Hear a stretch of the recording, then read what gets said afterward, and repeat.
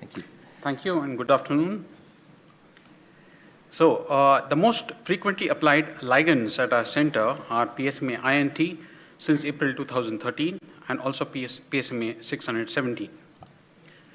Our first experience with radioligand therapy using lutetium PSMA-INT in 56 patients with progressive metastatic castration-resistant prostate cancer had demonstrated promising results. The aim of this study was to analyze the safety and efficacy of lutetium PSMA-617 radioligand therapy in patients with progressive mCRPC. Secondly, to compare the kinetics and dosimetry of lutetium-labeled PSMA-INT and PSMA-617. This DOTA-based PSMA inhibitor was labeled with lutetium-177 according to a previously published method at the radiopharmacy of Central Clinic Pet-Berka, and also with appropriate QC and radiolabeling yield of more than 99%. So we recruited 53 patients between April 2015 and May 2016. They were followed up for a minimum of 5 months after the PRLT. The age at diagnosis was 66 years. The mean diagnosis to the first PRLT was 8.5 years, and the follow-up after last PRLT was at least 9 months. These patients had a mean Karnofsky index of 80%, and 19 patients presented with pain, 8 with severe pain. Most of the patients had a histological grade of stage of PT3, and all the patients had been extensively pretreated. All 53 patients with androgen deprivation therapy, but also with newer anti-androgen agents. And most notably, 9 patients had undergone radium-223 chloride therapy and 31 with chemotherapy. We administered a total of 124 cycles, administering a mean of 6 gigabecquerel per cycle and up to 8.4 gigabecquerel per cycle. As you see in the graph below, some patients had received up to 5 cycles of therapy, and the patient selection was based on the current German Nuclear Medicine Society guidelines. So the protocol, we start with a pre-therapy workup, which consists of renal scintigraphy, blood counts, and gallium-68 PSMA PET-CT. The patients need to be adequately hydrated after the treatment, and if necessarily, with furosemide. The lutetium PSMA-617 IV infusion is performed over 5 minutes. And we also perform dosimetry for up to 3 days after therapy. In the individual comparison between the two ligands, we included 66 patients who were diagnosed with PSMA PET-CT, and they underwent therapy, 36 patients with lutetium PSMA-INT, and 30 with PSMA-617. This administered activity was based on several factors, like the bone marrow reserve, kidney function, body mass index, and additional patient-specific parameters. For the dosimetry, we performed 5 planar whole body scans and obtained kinetics, effective half-life, and the mean absorbed dose. Coming to the safety, 3 patients had nausea, 1 had vomiting, and 2 had constipation, which we think is most probably because of opioid use. So there were no PRLT-related immediate side effects. 5 patients had mild and reversible xerostomia, and no persistent salivary gland toxicity was reported in any patient. In 3 patients, there was a mild intensification of the pain after therapy, which is because of the post-therapeutic flare. And these patients required additional opioid analgesics or NSAIDs.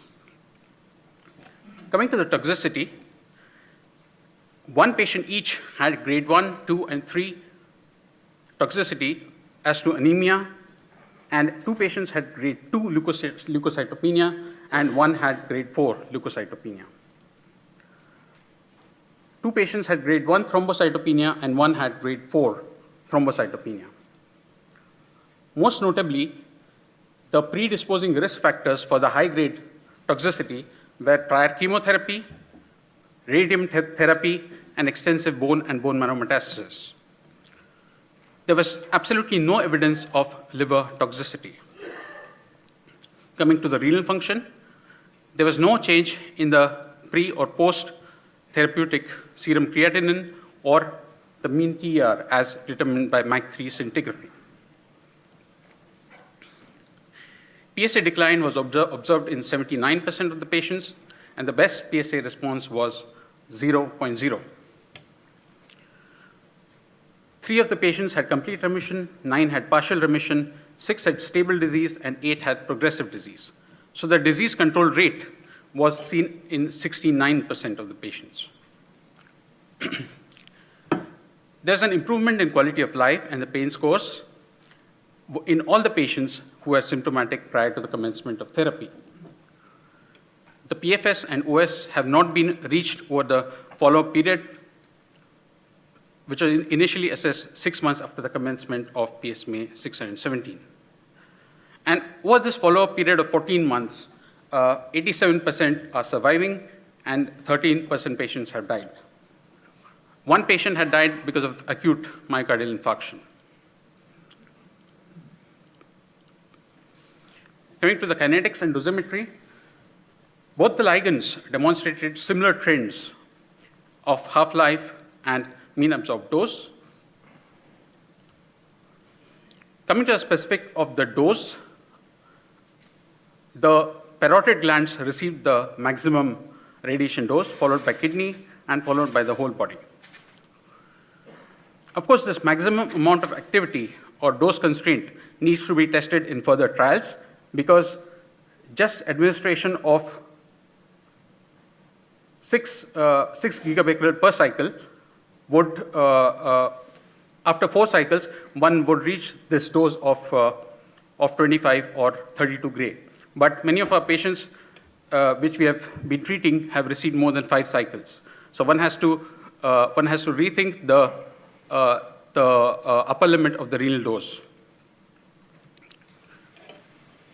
Coming to the metastatic lesions, also here, both the ligands showed similar trends.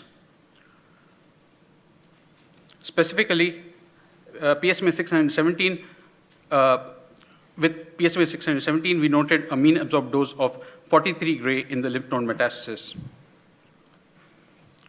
And these results were comparable with the other centers. This is an example of intra-individual variability in a patient who had received 2 different ligands in 2 different cycles. So if you can see, there was a wide difference between the kinetics of bone metastasis. Of course, there is a bias here. One has to take into consideration the treatment response of the lesions after one treatment. So coming to the summary, lutetium PSMA INT demonstrated a slightly higher renal uptake and lower accumulation in parotids,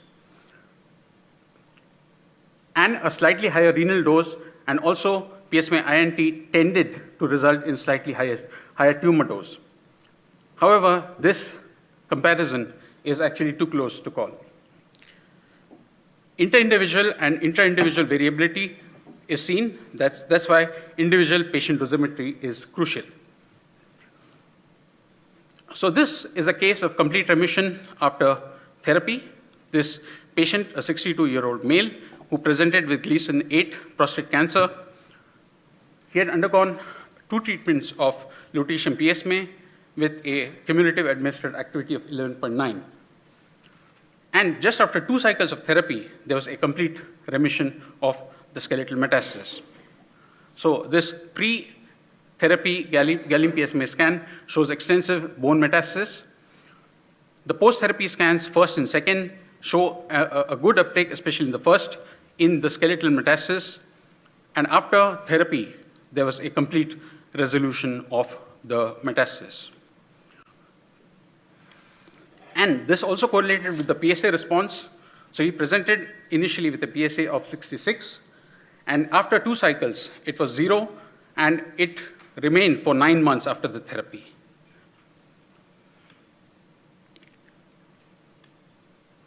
And notably, there was absolutely no hematological toxicity or nephrotoxicity seen in this patient.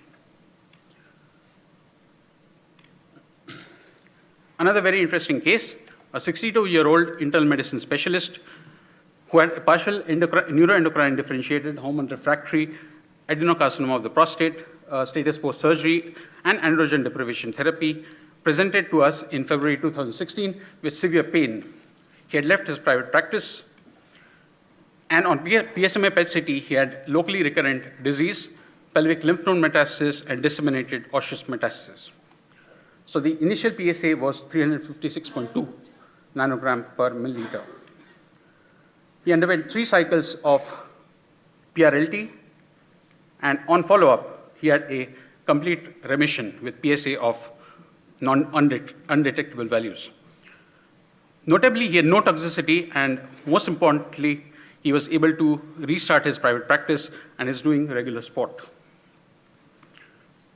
So to summarize, radioligand therapy using lutetium PSMA 6917 is safe, feasible. The therapy was well tolerated without any significant adverse effects. Severe hematological toxicity was observed only in cases with predisposing factors, such as compromised bone marrow before therapy, previous chemotherapy, and radium-223 chloride treatment, or extensive bone marrow involvement. The therapy is effective. The disease control rate was 69%, and this is because of the high absorbed tumor doses. PRLT may offer an additional survival benefit as compared to the conventional therapy regimens. Kinetics and dosimetry are similar for both the ligands, PSMA-INT and 617, and the use of the theranostics concept enables appropriate selection and follow-up of the patients by PSMA PET-CT. Thank you.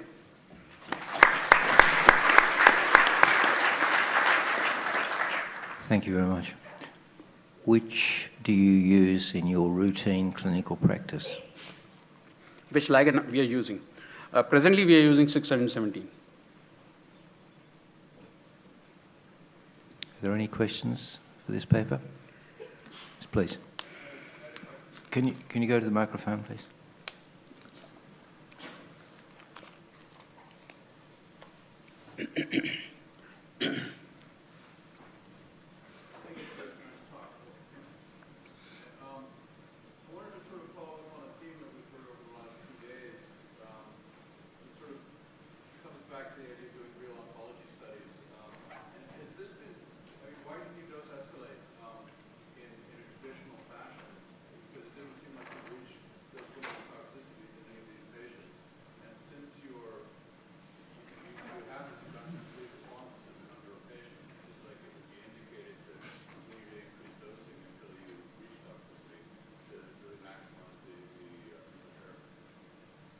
Well, I haven't really said that there was no toxicity. In fact, we saw grade 4 toxicities.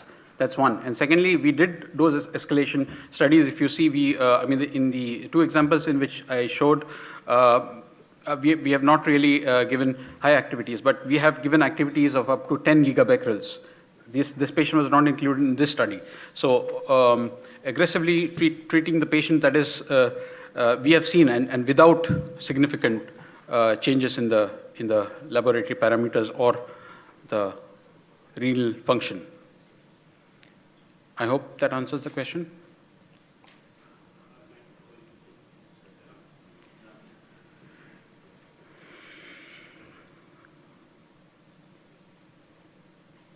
I'd make the point that there is no dose escalation study in radioligand therapy unless you're measuring dosimetry to bone marrow and organs. Increasing the administered activity is not a dose escalation study, firstly. We've heard a lot about the magical 23 gray to the kidney. If you went back and looked at that in terms of external beam radiotherapy, if my memory is correct, it's a 5% risk of dialysis at 5 years. And so until we have long-term follow-up, I don't think we can necessarily say that we don't have renal toxicity. And particularly with this agent that is not concentrated by or taken up again by the megalin-cubolin system, as far as I know, in the proximal convoluted tubule, and therefore remote from the nephrons in the cortical parts of the kidney, beyond the range of a lutetium beta particle in the majority. The uptake of this agent is more cortical and more likely to be damaging to nephrons. So I think we just have to be a little bit careful in extrapolating experience from octreotate to this agent. So I think, I'd like your comments on that and what you're doing in terms of long-term follow-up of your patients with respect to renal toxicity. I mean, we have to follow up these patients over a long time, as you said.